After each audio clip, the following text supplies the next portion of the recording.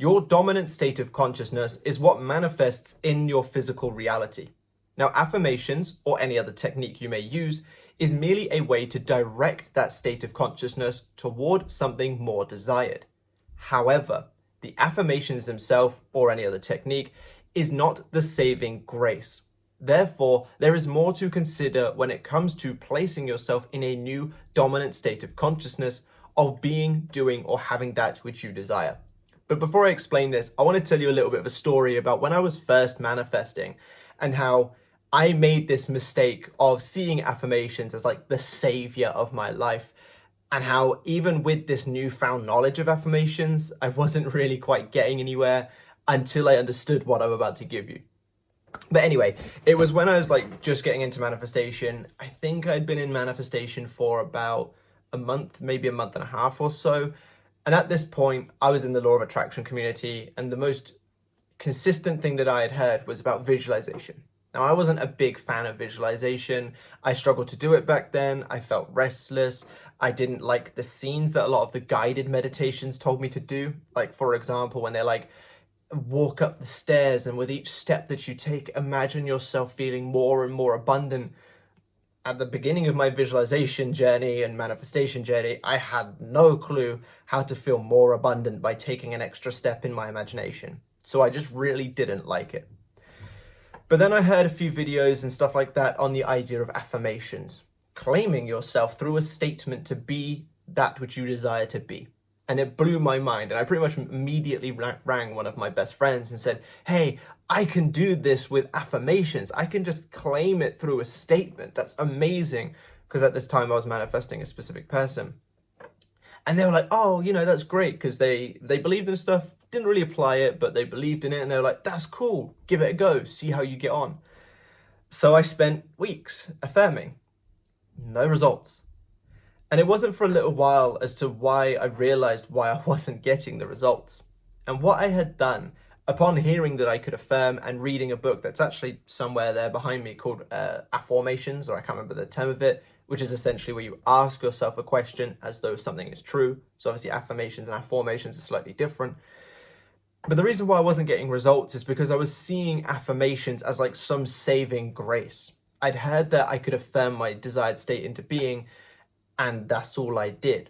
But what I didn't quite take into consideration, or at least what I hadn't fully understood back then, was that affirmations and visualizations and scripting and all of these other techniques are just ways to direct your focus in the moments that you are doing them. It's your dominant state of consciousness that manifests what you are dominantly residing within as your awareness, your truth. Affirmations are a way to be conscious with placing yourself in that state of mind. But the thing to remember is your state of consciousness is always going on. So where's your mind going outside of doing those affirmations? That's the thing that I was missing back then. I was doing maybe half an hour's worth of affirmations about being in like a relationship and dates and texts and all that kind of stuff. But I definitely spent more than half an hour, if not 2, maybe even 3 hours alone looking for tarot readings to tell me whether or not my person was interested or things like that. Looking for the next video to tell me the next answer. Looking for the next book to tell me the next answer. Looking for Himalayan salt lamps because I had seen on a Law of Attraction video that they raise your vibrations. I was affirming half an hour, maybe 45 minutes if I was to really push it. But then definitely way more time of my day, I was looking for answers. I was testing new things. I was talking about how things aren't going well, but it's okay because I'm affirming for it to go well. And my dominant state of consciousness stayed in alignment with not having what I desired because of everything I was doing outside of the affirmations. Now, of course, we don't need to be in this state of mind of being that which we desire to be 100% of the time. But at least when your desire itself comes to mind, you want to ensure that you are coming from the perspective of it already being done. Whether that is to go back to your affirmations and just re-remind you, whether it's to conjure up the feelings internally of it already being done, or visualizing a scene of it already being done, doesn't matter. What matters is that your state of consciousness is aligned to that which you desire it to be aligned to, How you get there is entirely up to you. If it's affirmations, great. Visuals, great. Scripting, great. But what many of you do, and I think a lot of people brush over this, but having worked with hundreds of people, if not coming up to the thousands at this point, it is a very common theme that I see where people say, I affirm for X amount of time. And then when we work a little bit deeper and we dig a little bit deeper, they're like, yeah, but I look on this social media and I still see that they're not quite doing what I want them to do. Or I was joining this other course the other day after I joined working with you, just because I wanted to see if it had anything else that I might have missed or something like that. And people give these different little things, little tidbits that they don't realize is just adding to their state of consciousness of not having. If you did have that which you desire, you probably wouldn't be checking social medias from I want to see what they're doing negative standpoint. It might be more from a case of, this is my partner, what they got going on right now. There'd be a difference in the way that you're coming about things, just as an example. So what many people are doing is they are using the affirmations as a bit of a savior to say, because I'm affirming, that's fine. But it's not fine if the state that they're in outside of doing those affirmations doesn't align with that which they desire it to align with. So if this is your situation right now, if you're struggling with manifestation, maybe look into what I've spoken about today.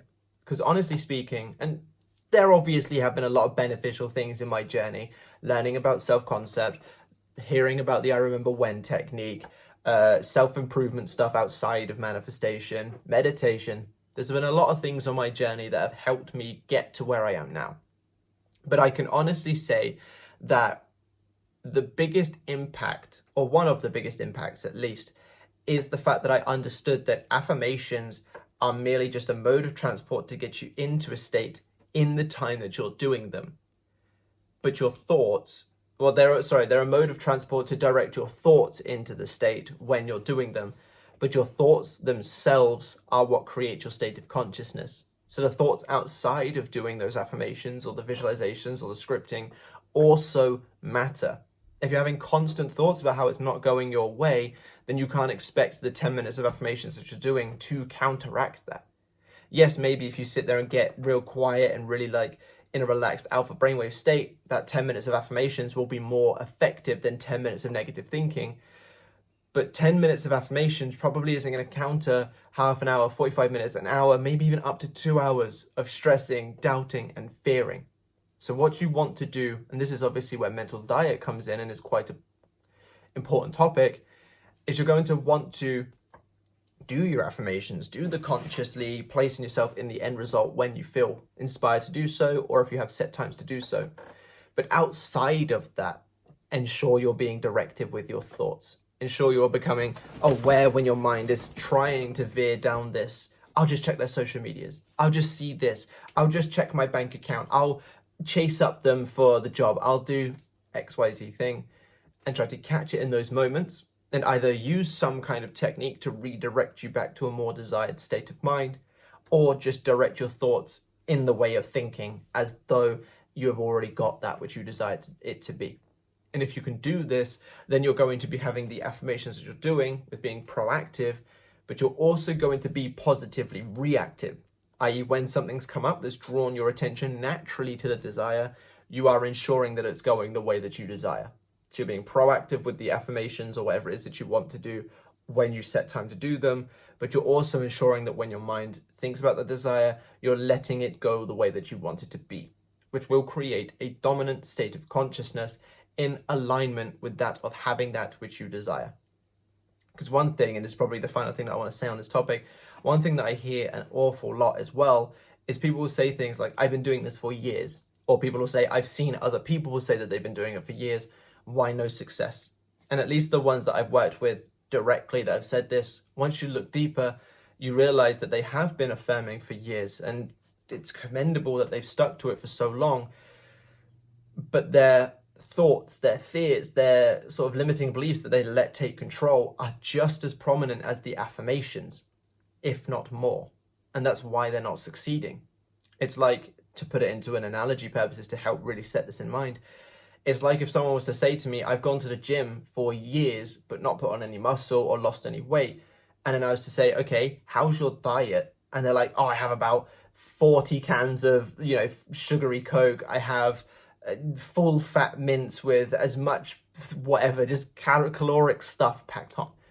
I'm like, okay, so you're going to the gym, which is great. But the other side of things, the diet side, which is where you pack on that protein or you have that calorie deficit if you want to lose weight or build muscle, depending on the goal of this person, isn't up to scratch. You're only doing half the battle, which is the gym. Now you need to do the other half the battle, which is making sure that your calories are lower than your maintenance if you're trying to lose weight, or your protein is where it needs to be if you're trying to build muscle, for example. It's the same with manifestation. You're affirming, which is great, keep it up. But outside of those affirmations, your mind is going to crap. So you're not exactly keeping that solid mental diet to ensure that the thoughts that you consume are what are going to benefit you. Just like in the gym analogy, the food that they consume is going to benefit you. This was my biggest mistake. For the longest time, I say the longest time, for quite a while, I was affirming and expecting that to just save my hours worth of tarot reading searches, save my ringing up my best friend moaning about the situation, save the fact that I kept looking at photos on my phone to see if things had gone well, to remind myself of what's, of the situation. You know, when you deliberately put on a sad song to make yourself sad just because you're addicted to the sadness, kind of like that. And I was expecting those affirmations, that half an hour worth of affirmations, to out-counter that. And no wonder I didn't succeed. So take this message on board. Look into your own journey. Of course, affirmations alone are enough to manifest, but if they're not out-countering those negative thoughts, the awareness of not having, trying to analyze the 3D, trying to work out what the 3D is doing and whether or not it's working, if the affirmations aren't outworking that, then that's your dominant state of consciousness and you're going to get more of that. So instead, flip the script.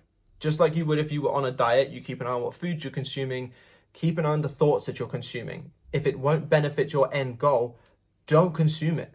Direct your thought to something that will benefit your end goal outside of doing the affirmations, and you'll be all set. If you can drop me a like and a comment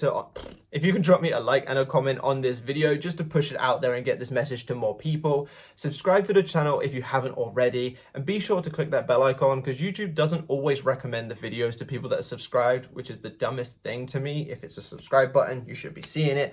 But whatever, hit that bell icon so you don't miss those videos when they do go live, because you never know, I might drop a little tidbit that completely changes your life. But thank you so much for watching, and I'll catch you in the next one. Bye-bye.